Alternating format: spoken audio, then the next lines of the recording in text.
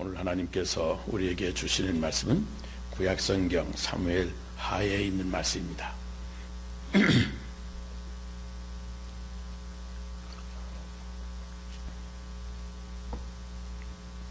사무엘하 12장 15절 이하에 있는 말씀입니다. 사무엘하 12장 15절 말씀부터 우리 23절 말씀까지 다 같이 한 목소리로 읽겠습니다. 제가 가진 성경으로는 구약성경 479페이지에 있는 말씀입니다. 나단이 자기 집으로 돌아가니라. 우리아의 아내가 다윗에게 낳은 아이를 여호와께서 치심에 심히 앓는지라. 다윗이 그 아이를 위하여 하나님께 간구하되 다윗이 금식하고 안에 들어가서 밤새도록 땅에 엎드렸으니 그 집에 늙은 자들이 그 곁에 서서 다윗을 땅에서 일으키려고 하되 왕이 듣지 아니하고 그들과 더불어 먹지도 아니하더라. 이래 만에 그 아이가 죽으니라. 그러나 다윗의 신하들이 아이가 죽은 것을 왕에게 아뢰기를 두려워하니 이는 그들이 말하기를 아이가 살았을 때에 우리가 그에게 말하여도 왕이 그 말을 듣지 아니하셨나니 어떻게 그 아이가 죽은 것을 그에게 아뢰 수 있으랴. 왕이 상심하시리로다 함이라. 다윗이 그의 신하들이 서로 수군거리는 것을 보고 그 아이가 죽은 줄을 다윗이 깨닫고 그의 신하들에게 묻되 아이가 죽었느냐 하니 대답하되 죽었나이다 하는지라.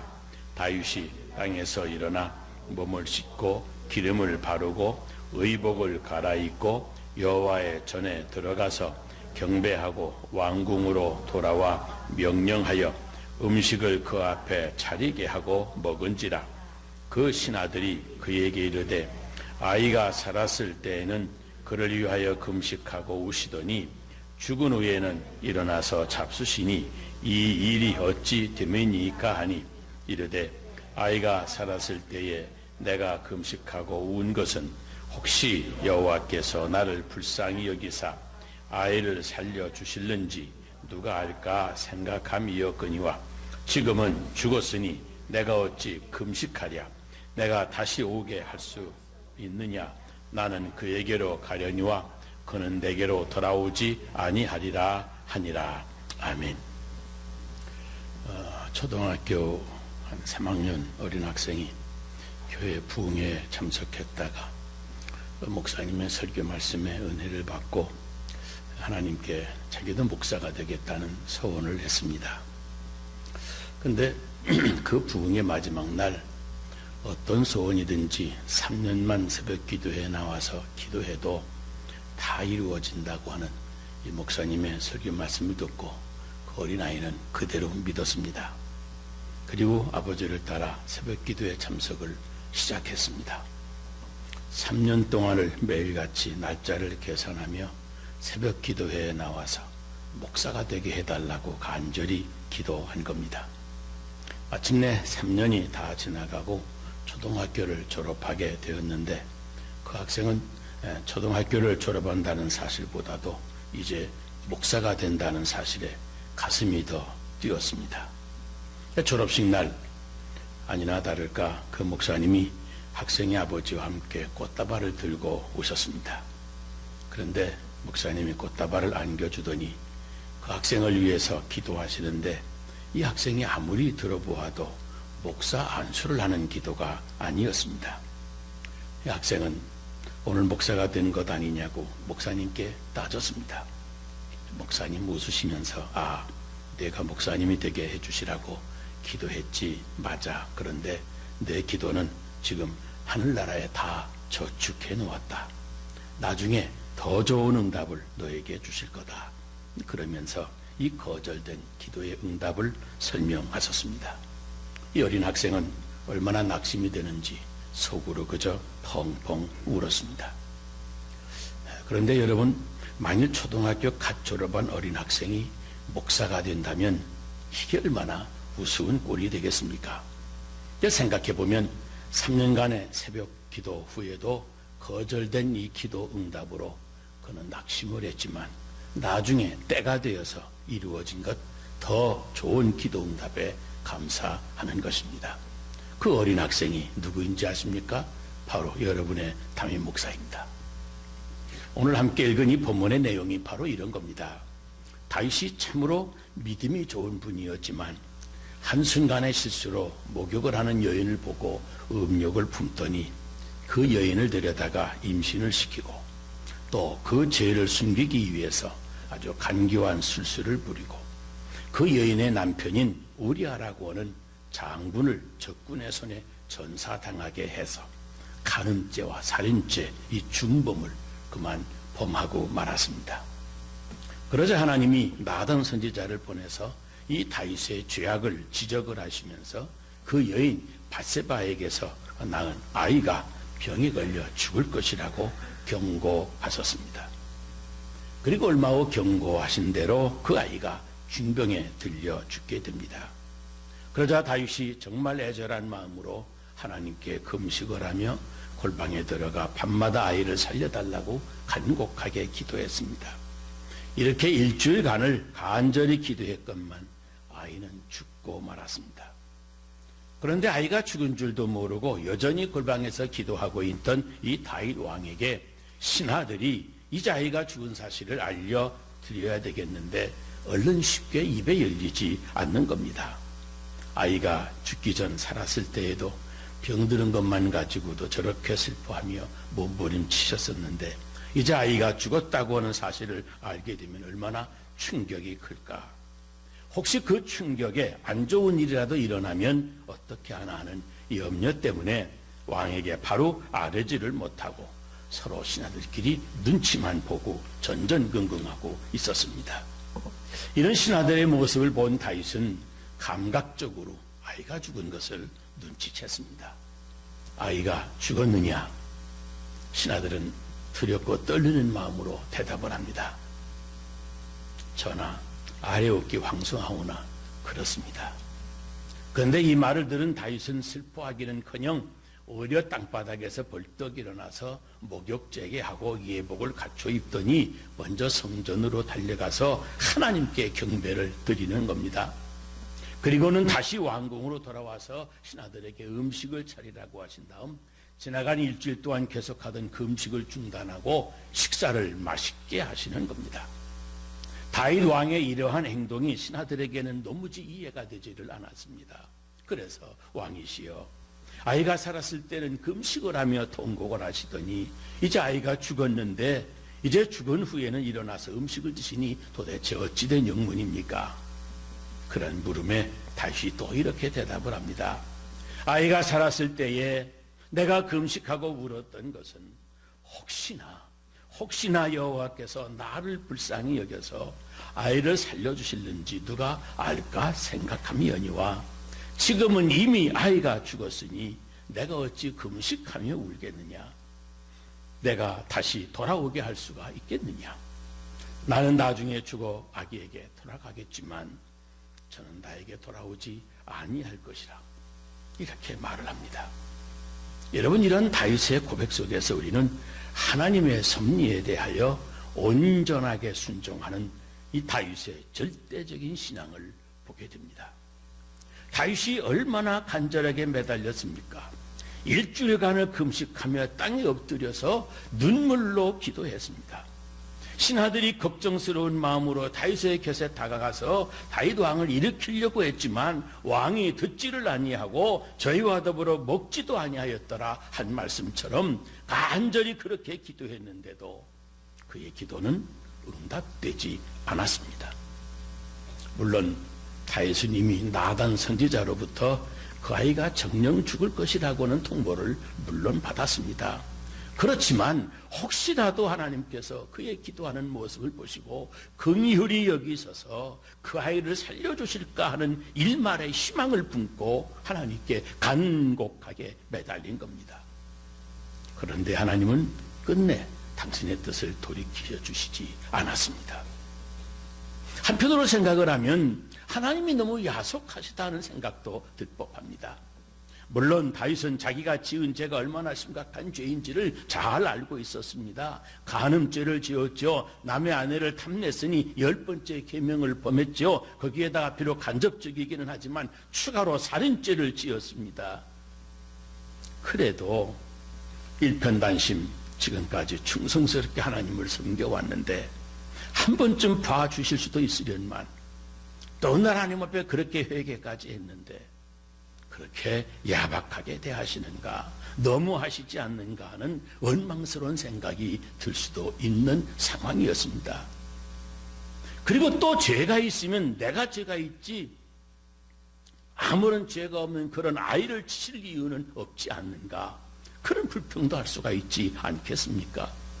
그런데 다윗은 이런 반국 한마디 불평과 불만은 말하지 않았습니다.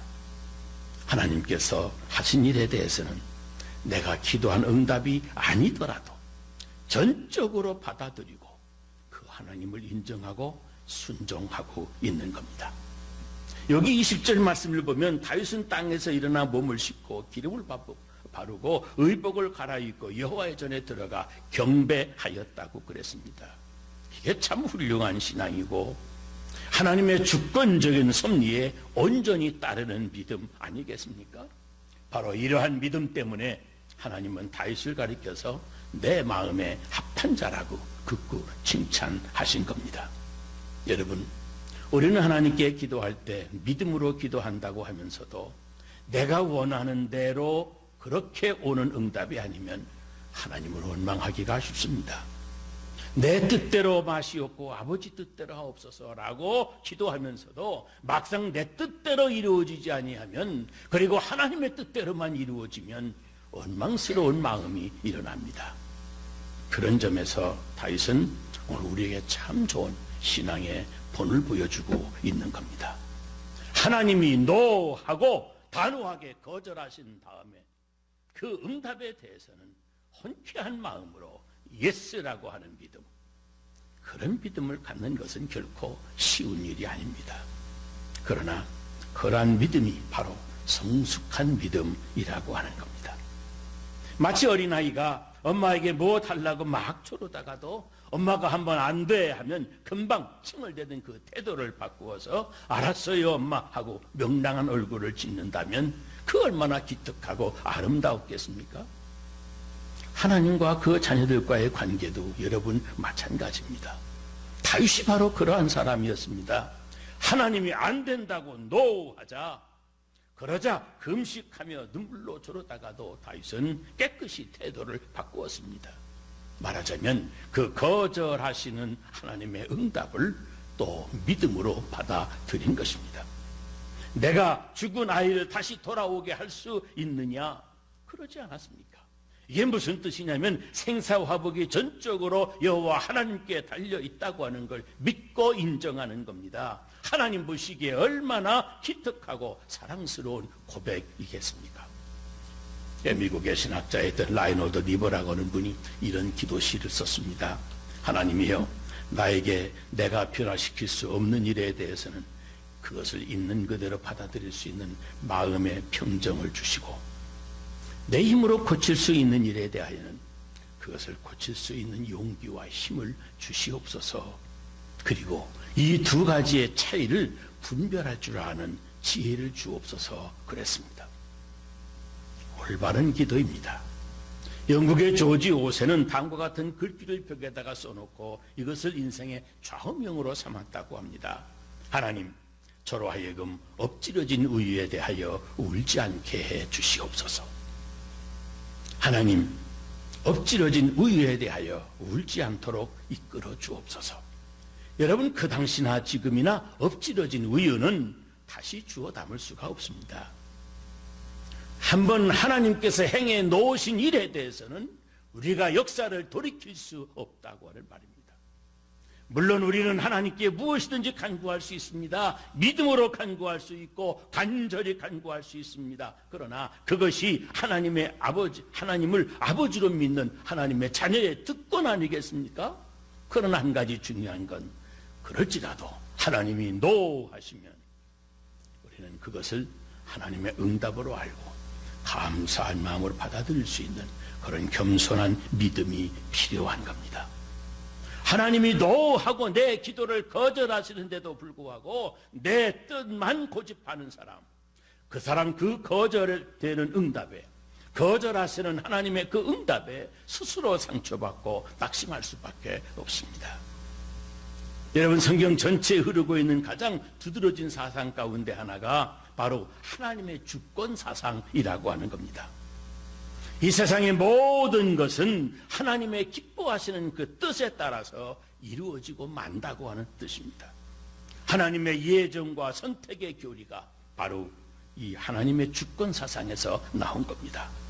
에베소서 1장 3절 5절에 보면 찬송하리로다 하나님 곧 우리 주 예수 그리스도의 아버지께서 그리스도 안에서 하늘에 속한 모든 신령한 복으로 우리에게 복 주시되 그 창세전에 그리스도 안에서 우리를 택하사 우리로 사랑 안에서 그 앞에 거룩하고 흠이 없게 하시려고 그 기쁘신 뜻대로 우리를 예정하사, 그 기쁘신 뜻대로 우리를 예정하사 예수 그리스도로 말미암아 자기의 아들들이 되게 하셨으니 그랬습니다.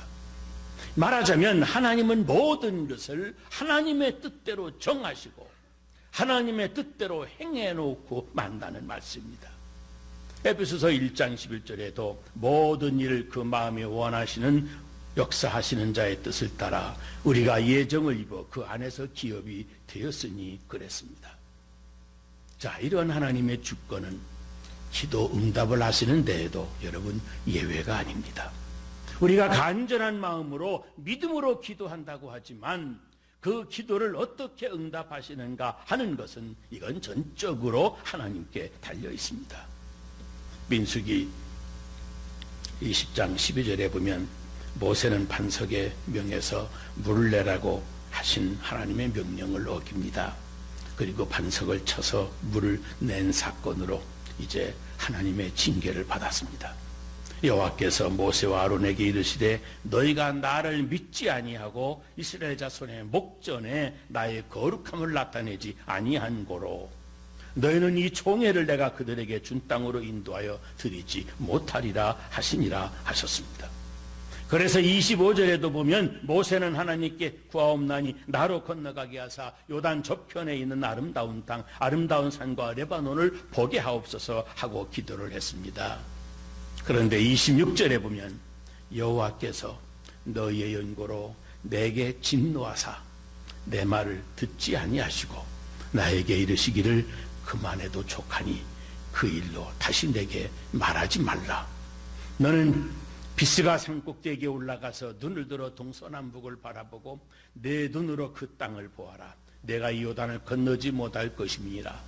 결국 모세의 이 기도는 이런 지하에 거절당하고 만 것입니다. 그런데 여러분, 모세가 어떤 사람입니까? 하나님과 대면해서 이야기하던 사람이 아닙니까? 요즘으로 말하면 늘 하나님과 독대했던 사람이, 그런 유일한 인물이 모세였습니다. 오랜 광야 생활을 하면서도 이스라엘 백성을 인도했던 하나님의 충성스러운 종이었습니다. 히브리서 11장에 보면 모세는 하나님의 온 집, 곧 이스라엘의 온 백성을 위해서 충성을 다했다고 증언합니다.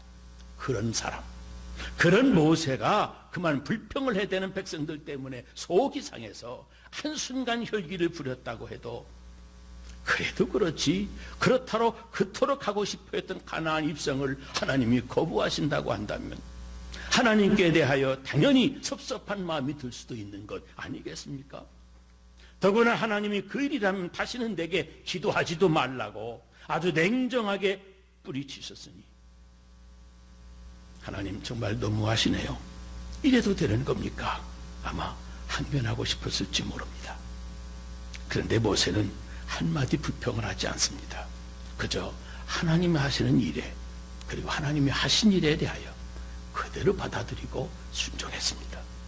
하나님이 하시는 일에 가타부타를 토한다고 하는 것, 신앙인의 올바른 태도가 아니라고 하는 것을 잘 알고 있었습니다. 그런데 성경에 보면 여러분, 예수님도 그런 거절된 기도의 응답을 받으신 적이 있습니다. 겟세마네 동산에서 땀방울이 핏방울이 되도록 3번이나 기도를 드렸지만 하나님은 그 사랑하는 아들의 기도인데도 불구하고 거절하신 겁니다. 왜냐하면 십자가를 지심으로 인류의 죄를 구속하는 것이 하나님의 고귀한 뜻이었기 때문입니다. 주님도 물론 이것을 잘 알고 계셨기 때문에 비록 그 연약한 인성 때문에 그 십자가의 잔을 마시지 않게 해달라고 기도하셨지만 결국 내 뜻이 아니라 아버지 뜻이 이루어지기를 기도하셨습니다. 사도 바울도 거절된 기도의 응답을 받은 경험이 있는 인물입니다. 고린도후서 11장 7절에 보면 그는 육신의 질병을 위해서 간절히 기도했습니다. 그런데 하나님은 그 병을 고쳐주시질 않고 끝내 거절하셨습니다. 더구나 한평생 그 병을 지니고 살라고 그렇게 말씀하셨습니다. 그런데 여러분, 사도 바울이 누구입니까?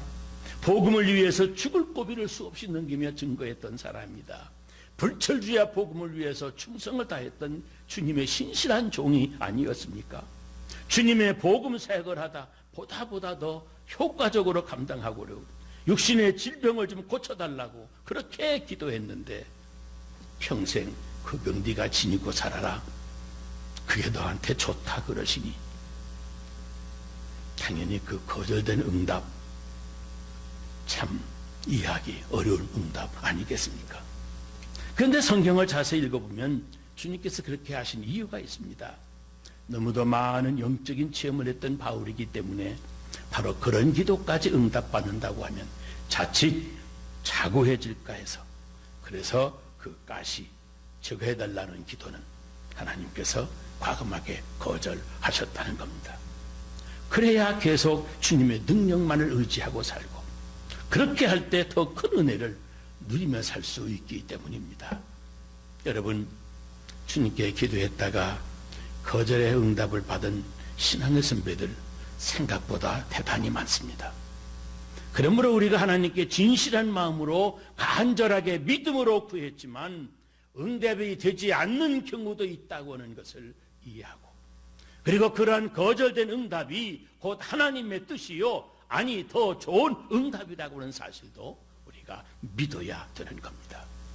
모든 것을 다 아시고 어느 것이 우리에게 최선인지를 정확하게 아시는 하나님, 모든 것이 합력해서 선을 이루게 해주시는 그 하나님이심을 우리의 기도가 응답되지 않았을 때에도, 우리의 당연한 기도를 거절하신 그런 응답을 받았을 때에도 우리가 하나님을 전적으로 신뢰한다면 그 거절된 기도 응답으로 인해서 낙심하거나 좌절하지 않게 될 것입니다. 다윗은 그의 생애에 하나님의 전을 건축하고자 온갖 노력을 다하면서 하나님께 기도했습니다. 여러 번 전쟁을 치르면서 피를 많이 흘렸기 때문에 라고 하면서 거절을 당합니다.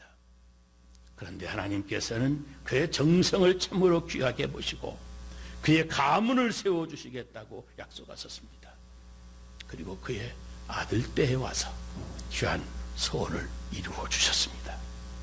여러분, 거절된 기도의 응답은 더 좋은 응답을 주신다고 하는 것을 꼭 믿으시고 무엇이든지 구하면 응답해 주시는 하나님을 계속 신뢰할 줄 알아야 됩니다. 거절되는 기도 응답도 응답입니다.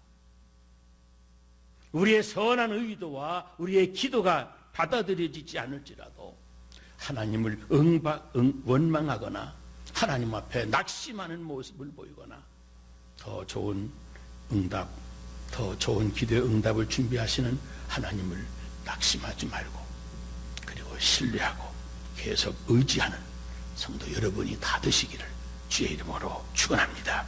기도하겠습니다.